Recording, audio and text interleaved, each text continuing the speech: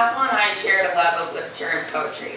Some of my happiest times were spent sitting in the kitchen with him, reciting Robert Frost together. So today, I will share one of our favorite poems, Stopping by Woods on a Snowy Evening. Whose woods these are, I think I know. His house is in the village, though. He will not see me stopping here to watch his woods fill up with snow. My little horse must think it queer to stop without a farmhouse near, between the woods and frozen lake, the darkest evening of the year. He gives his harness bells a shake to ask if there is some mistake. The only other sounds the sweep of easy wind and downy flake. The woods are lovely, dark and deep, but I have promises to keep, and miles to go before I sleep, and miles to go before I sleep. My younger sister Tina currently lives in Australia, so she cannot be with us today, but she sent a letter that I'm going to share. I'll miss his perspective on life and his humor that made an entire room burst into laughs. I'll miss the depth and scope of his knowledge. I'll miss the warmth he extended to everyone he met. And I'll miss the way he would ask me to fix his full head of hair at the ripe age of 87. My Papa was contagious, the kind of person that everyone wanted to be around, and no one ever forgot. But that was the thing about Papa. Everyone loved and remembered him because he loved and remembered everyone else. He taught us to be strong-willed and to live a life to be proud of. Papa was a warrior with a beautiful compassion for life. I know I'm not here to be with everyone today, but I know he's watching over us from heaven. So, in the memory of Papa, let's please all hold hands, look around the room, and see how many lives he's touched, and shake the love around. Oh, boy.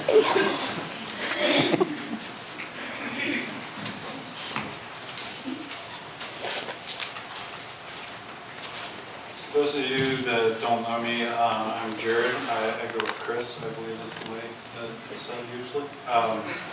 First, thank you all so much for coming today. Thank you for all your prayers, and for your kind words, and for the tons and tons of food that we have eaten. I was blessed to have a great relationship with Pep. Good thing I wrote this down, right? I grew up 20 minutes away from Pep. He took care of me after grade school. He was basically every baseball or basketball game I ever played. Needless to say, I have a lot of memories, and a lot of great memories with Pep-Ball. So, when he called in and asked me if I wanted to speak, of course I did, and I started to think through all those memories and realized just how hard it would be to condense that relationship into a few short paragraphs. But as I thought through things, I realized that there were really three key themes that emerged as I thought through Pep-Ball and who he was and what he meant to me. I'd like to share those with you today. And I think a lot of these have already been touched on by others here. The first of these, I wasn't really sure how to phrase it. At first I thought it was just a diverse set of interests that Pep-Ball had, from sports to poetry to travel to outdoors.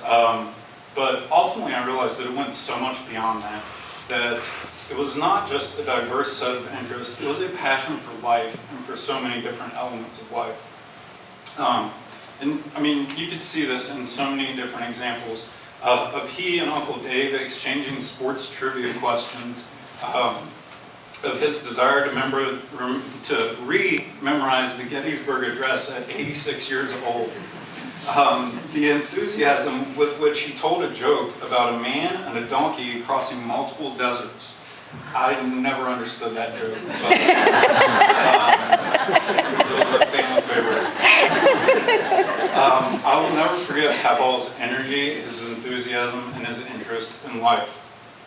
The second thing that I'll always remember about Pep-Ball builds on the first, and that's Pep-Ball's pride. If something was going to be done, it would be done right. And When I used to mow the grass for Pebble, I learned this when I pushed the lawnmower too fast and it didn't cut the grass properly. And I would have to go back and do it again. I could have just as easily learned this at a younger age playing chorus on the basketball court with Pebble, where he would never miss a shot from the left elbow, which I'm sure was the result of years and years of practice and pride in what he was doing. So, as I look back, I see that Pebble had a sense of pride, which I believe is rare these days.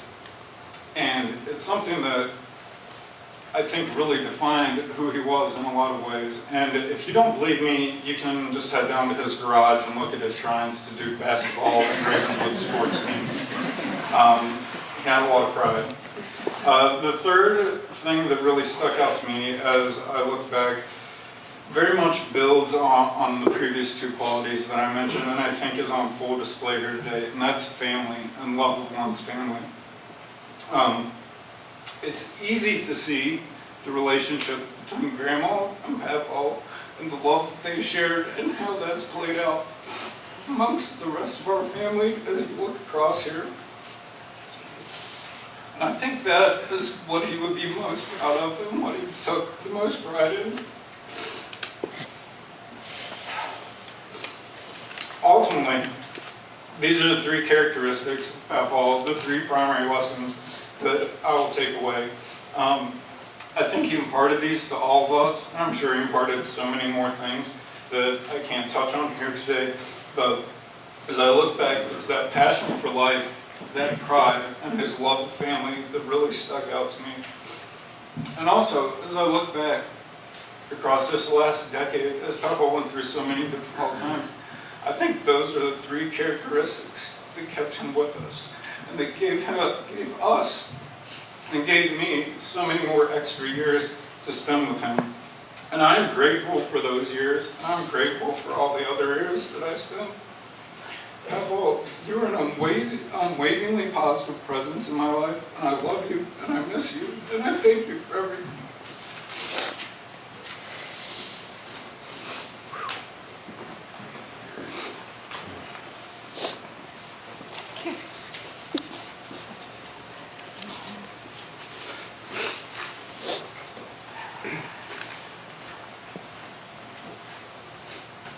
Well, that's difficult to follow through. My name is Emily Hales, and I am Bill Fleming's daughter, so I am also another grandchild of the late Bill Fleming. And as Tracy said, he loved poetry. That's something that I really remember from his last, the last decade that we spent with him. And so in his memory, I wrote a poem, which I'm going to read for you today. Today, we are here to celebrate a life lived well, a life that has left us with many a story to tell. Our grandfather, father, husband, and friend has left us around the 4th of July, a meaningful time for him to say his last goodbye. He, like many men of his era, served in the Second World War to defend this country, which we all adore. Papa earned a Purple Heart for the red, white, and blue, defending this country for America and for me and you. Although I still do not approve of Papa's college sports team, I realize that Carolina can't be everyone's dream. Some of us have to settle for Duke, but now I live in Durham. It must be a fluke. So, beyond the difference of which blue reigns supreme, I hold Papa's value for education in high esteem. Not many parents with 5 children, or even less, can say that all attended college, a stat that has to impress. And his 9 oldest grandchildren have graduated too, and the 2 youngest will graduate in a few. Papa also valued his family and friends very much, and we each have our own memories of such. Most of my memories of Papa involved the greenhouse on Sycamore. I remember shooting a rifle just outside that back door. I also remember Papa in the garden out back, picking veggies and fruit for a summertime snack. Or if there were no veggies left to grow, across the Ohio River we would go. In search of dinner and something right, Papa must have helped start the local produce hype. As Papa's health started to slip away, he was determined to survive yet another day. Papa memorized poems to keep his mind. In my later years, I too hope that I am so inclined. As Papa's body is laid to rest today, we all have our respects that we would like to pay. I remember Papa telling me that he liked Frost the best, so I end with 2 lines from Frost for Papa's next quest. So dawn goes down today, nothing gold can stay.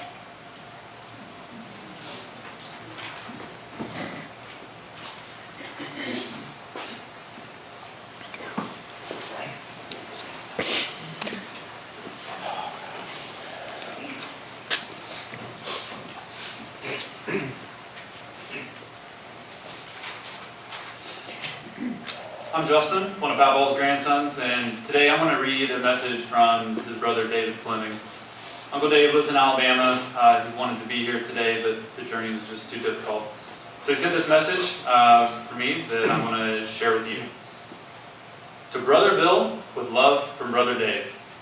It was April 15th, 1930, and Mom and Dad were having a birthday party for you and me. You were 6 years old on April 11th, and I was to be 5 on April 22nd.